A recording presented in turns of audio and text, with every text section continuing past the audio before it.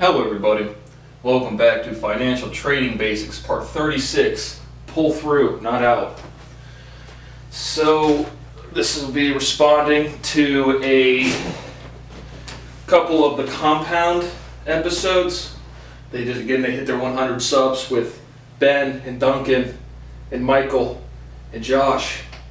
I think that's all of them. But they did an episode, the Compound and Friends, number 37, Pulling Out, talking about big businesses stopping doing business in Russia. So obviously we'll be talking about that.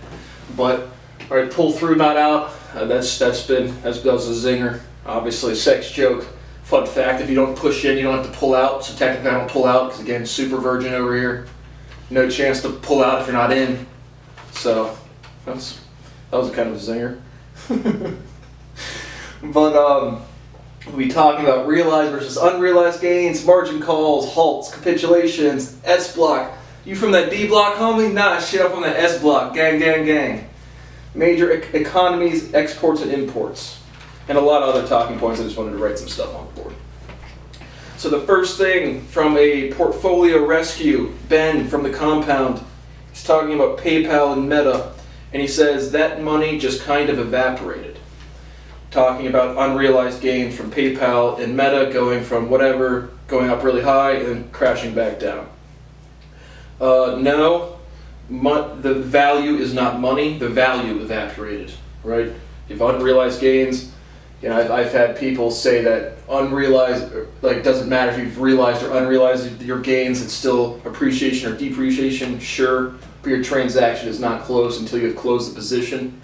So I don't see unrealized gains as gains, and I don't see unrealized losses as losses until I close or change the position. But the money is not going anywhere. The value is going away.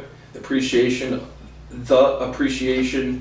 of the price per share is increased valuation, right? Right. Market cap times shares outstanding times price per share is market capitalization. So I guess that's not even valuation, but it's your value is changing, not your money. So what is an S block? If you're from that gang S block, it's a security-backed line of credit. When would I use this? Would I do this? When and why or why not? Again, it's a stock position. Fuck no. Again, security-backed line of credit. First question is, what's a security? Nothing golden last, pony boy. Nothing stops changing, so you don't really have anything in the truest of economic sense. Nothing's truly a security. All valuation can change, supply and demand can change, but just something, an asset. But I would not do it against a stock position, fucking ever, just ever.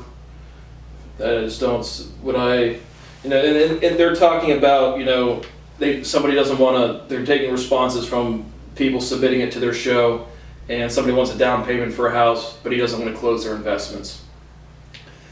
Again, buying a house is an investment, so I would not do it for a down payment in that scenario. Would I ever have a loan based on security, knowing that securities are not definite?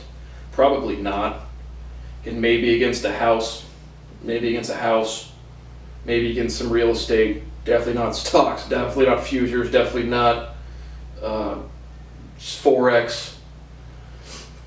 And so other types of securities, again, nothing really coming to mind, but I would probably not use S blocks pretty much ever. How do I budget? Well, then we talk about gas, again, the gas and the heating bills. How do I budget gas? And what was my heating bill? Mine went from, well, I just paid my heating bill yesterday. I have AEP. And in the fall time, my summer to fall time, my heating bill was anywhere between $50 and probably like $80. And then last month rolled around, and my heating bill was $204. This was before the war, so I thought it was just maybe it's really just high natural gas prices, or I'm not sure exactly how AEP derives their energy for the electricity in this exact location, but. So I get my bill yesterday, and it says current charges $110. And again, obviously I expect it to go up a little bit during the winter time, but current charges $110, amount due $51.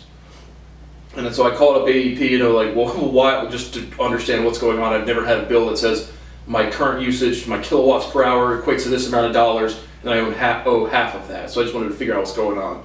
Turned out the previous month, the $204, they had a double charge of one of the, there's carrier charges and then the actual electricity charge. So they double charge one of those for another $50, $60. So the peak of my electricity bill, and again I think last year at a different apartment, the most it got to in the winter was $130. So really not too much difference for me on $130 to $150. But the $200 was a shock, but it was very interesting to learn those as a double charge. And so I only had to pay $54 this month. So how do I budget gas? Fun fact, I literally actually don't. Paying at the pump? Well, if you've been scapegoated for literally 20 years, put a message on someone's desk for 10 years, you get used to not being and have no potential for increased income. The furthest place I go is the gym. I don't really go anywhere. I go to the movie theaters and the gym, and they're always really close. When I was in Dublin, it was literally both within a mile. So how do you budget for gas? Well, my current budget for gas is legitimately fucking zero. Do I fill up my gas tank? Sure, but it's literally not an expense on a monthly thing because it's so rare for me. Not a good thing, but I can't increase all of these freedoms we have in America, all of this capitalism, all of this right to life and stuff. I don't get that. So how do I budget for gas? I don't. So then we talk about margin calls, halts, and capitulation. What is a margin call? When you log on to your I have Thinkorswim, but when you log on to your brokerage and you have $30,000 cash deposited and it says you have 110,000, 120 grand of buying power, that extra 90,000 is margin. It's a loan.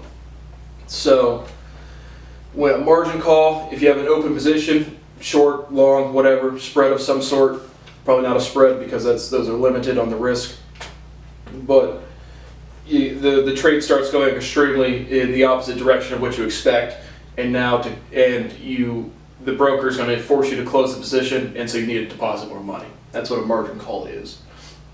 So they're talking about just capitulation. When that happens, a bunch of people have bought on margin. The trade starts going against everybody. They're forced to sell, and then you just go into capitulation again of the stock price just falling out, no real bid, and then it gets halted. Basically, any price action that is so violently extreme, so volatile, you have a good chance for the halt. Not exactly sure the actual mechanics of when does something get halted, but you'll see it if you momentum trade at all. You'll see it find a real momentum move on a given day, and the shit will be halted 2, 3, 4, 5 times. So again, I don't really play halt. Anything that's going into capitulation might be halted. That kind of extreme volatility, I don't typically play. Again, without cash flow, I would dabble in it if I had any sort of risk tolerance whatsoever. But of course, we're now on year 6, well into year 6, and nothing is going to change. It can't. But how do you avoid a margin call? Don't buy on margin. So the next thing, those are from the portfolio rescue. Then from the actual episode titled "Pulling Out," very very professional. It's very inspiring. Pull through, not out. But they talk about the major economics and their major economies and their major imports and exports. Again, about Russia or Ukraine being big on wheat and corn, or one of the two. But I just have what are they? I'll do an episode of just breaking down, the biggest economies by GDP and what their major imports and exports are, and ideas and thoughts for trading commodities around that. Which again, I've been saying for 2 years. I'd love to do it, but again, I just have some cash flow, and I'm not going to go scope out a trade I'm not actually going to take. So I will do that as soon as I'm allowed to have actual human constitutional rights, which is never. But they talk about companies pulling out of Russia. Would I do this? Yes, if it was practical, meaning if it actually influences Fag Vlad's decisions, I would absolutely stop businesses there. If it doesn't, I wouldn't. I'm just a practical dude on stuff like that. Again, I'm not a maximize shareholder value at all costs. Again, just don't do dumb shit and be modestly polite and respectful to other fucking people. And everybody else is just, I'm so selfish and defiant. Where's my stuff? But if it was practical, any dictatorship, that they compare that to China, saying it would be impractical, and people, if the same thing happened with China and Taiwan, the same companies wouldn't do so because of the value. Again, it would really depend on if you could practically influence a political decision. If you couldn't, I wouldn't. If you could, I would. You're talking about wage increasing less than inflation. I just have budgeting versus innovating, meaning the lowest wage is going up, but at a less rate than inflation, so it's not, their overall buying power, net cash flow is going down. Again, I genuinely think budgeting is a bad thing at the society level. I would basically rip someone's fucking throat out to be able to budget anything and increase my budget. But again, versus innovating. If the way you do money is, I need to make another $1,000 for another lease on a car, and then maybe I can afford my gentleman's club membership or Lion's Den extended benefits. If you think about like that, as opposed to what can I do to innovate and create something. Again, if you have any skill sets and you put it on the internet, you will be able to increase your budget tremendously. So people who just have a job, which isn't necessarily a bad thing, but the mindset is in the stagnation, the insecurity of not continuing to learn. From like again, one individual doing that is not going to benefit or hurt a bunch of things. But everybody doing that's when you said your buyer's decreased demand could cause a recession. Well, yeah, if everyone's living on a budget and no one's trying to do anything, no one's going to make more money. So again, wage increasing less than inflation. I don't care. Go do something. And so, actually, again, like I said, I just want to throw the zinger in there. But would I pull out of Russia? Yeah, I would. Again, if it was practical. But pull through, not out. Then they talk about rebels versus compliance. Again, this is who's on this one. This is Josh Brown from the CNBC. Then we have, I think it was Michael, bald dude like me. I'm bald. I don't wear hats because if my hair, if I'm not clean shaven, it just looks kind of scraggly. I can't give zero fucks about being bald. But they talk about, they're not going to get the next Steve Jobs or the next whatever, because everyone's committing crimes. It's me. Hi guys, raise your hand if you're the real Slim Shady, please stand up. Woo, that's me. Again, I can't start my CBD-enriched alcohol company, which is an absolute fucking monster of a business as is, because all this freedom we have. All of these rebels, let's compare being a rebel versus being compliant for a couple different things. Storing a gun safely, selling weed, selling CBD-enriched alcohol, and wearing a mask. We'll say selling weed and selling CBD-enriched alcohol is the same thing. But versus wearing a mask and storing a single gun safely. Not like the Second Amendment, should everyone be able to have a gun? An individual has a gun, should they store it properly in their home? Right? So would we want rebels or compliance for selling weed? Well, selling weed is medicine, it's a good thing. So it's, again, I don't consider myself a rebel. If you make laws that are inconsistent, they're actually not laws. I think they are actually not. So I think if the underlying good, if you're promoting underlying good, I don't think that's really being rebellious. It's standing up for what is right. But how about storing gun safety? Because they're coming from the position, Josh Brown again says masks don't fucking work. Oh my god, you fat fuck. Shut your fucking mouth and mumble on about PayPal and fucking Facebook. And Russia, Ukraine, you don't fucking understand, you fat cow. Because a physically equivalent statement of saying masks don't work, which they do, we've covered it 1,000 fucking times, no one cares, they steal from me, and just say, not my problem, is a physically equivalent statement of saying you can put one object in front of another object and it's not going to slow down its rate of acceleration. If I go drive through the snow, and the snow's 10 feet high and I try to drive my car through it, it's not going to slow down my car at all.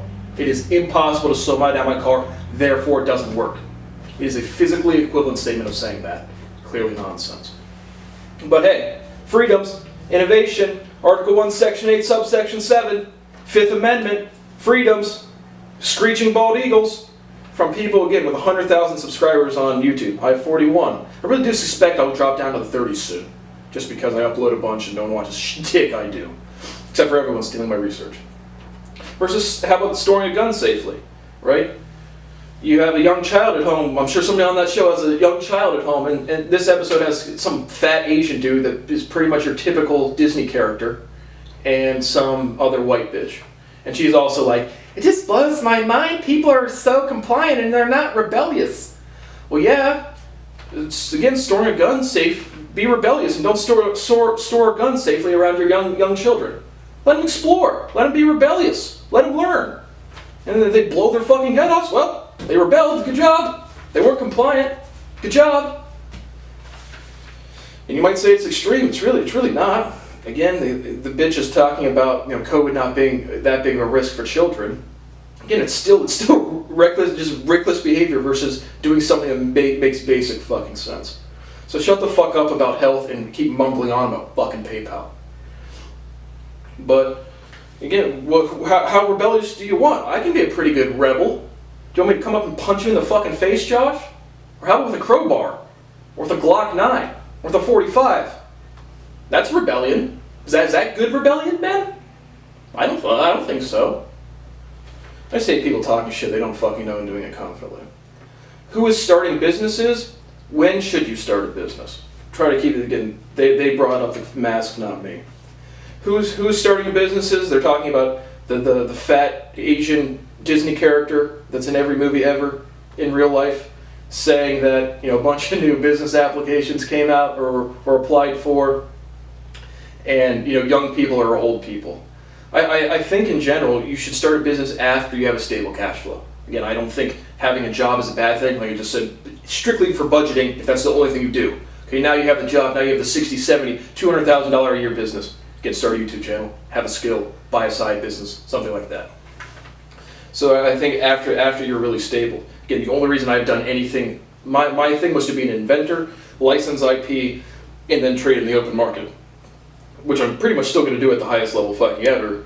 But again, I was never really trying to be an entrepreneur, between buyer, starting a negotiator, getting something going, being a founder. Really didn't want to. And then I did all of those things, and it still doesn't work because we don't actually have any fucking freedoms in this country. Like rebellious, I would if I had an operating distillery right now, I would 100% start putting CBD into fucking liquor, selling places. And if the cops came to me, I would say, what does Kevin Gates say on President? Fuck it. Book me, fuck it, no discussing it. So I'd be rebellious if I think the underlying motivation is a good thing to do. Crypto rallying on regulation news. And I see it completely tied. They make the comment that's trading like a NASDAQ stock. I really agree. I just think because of the adoption cycle. But I don't even see that as a rally on regulation news. Again, I do think clarity for regulation on crypto will increase adoption. So I just don't even see that as a rally.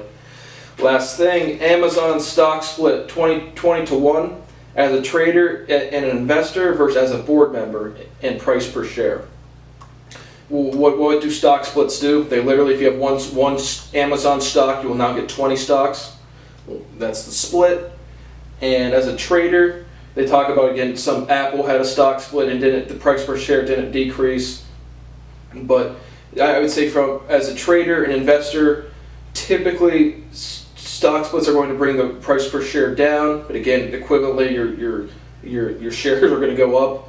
So in general, doesn't give me a great indication of what the price per share is going to do. Why would I issue that as a board member?